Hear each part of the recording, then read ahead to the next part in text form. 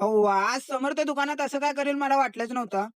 तर आज सकाळी सगळ्यात पहिला दुकानला आलो आणि दुकानात आल्यावर बघितलं तर यांनी करायला कस्टमर. याला विचारलं, "समर्थ कुठे गेलाय?" तर म्हणला, "पूजा करून आताच वाटाणे आणायला गेलाय." तेवढ्यातच थोड्या वेळानंतर ना इथं स्टँड गर्दी पडलेली. कॉलेज तर स्टँड सगळंच झाले तरी अजून गर्दी पडलेली. तेवढाच समर्थ आला. "कुठं गेलता रे लपूट-लवड्याचं?" म्हणताना, "चणे आणायला गेलतो." "एवढा वेळ असते का?" म्हणताना, "तिथं गर्दी होती म्हणं." "चालतंय, चालतंय" म्हणलो आणि पूजा सगळं करून घेतलेलं. आता हे प्रसाद ठेवायला बघा. तर प्रसाद ठेवून नंतर खायचं पडलं तर अगोदरच खाल्ला मग प्रसाद ठेवला. वाह! वाह! म्हणलं आणि तेवढ्यात तिथं वॉशरूमला जाऊन होतो म्हणून चालत आले. स्वॅग बघायचं. धडकला असता त्या आजीला. हां, कॉलर-बिलर उडवायला.